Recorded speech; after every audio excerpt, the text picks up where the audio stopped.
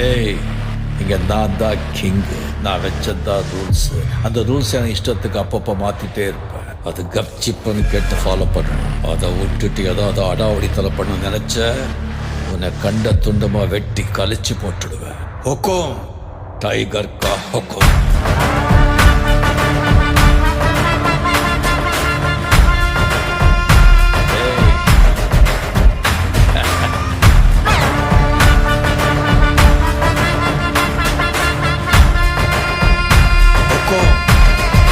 Tiger கா ஹொக்கும்.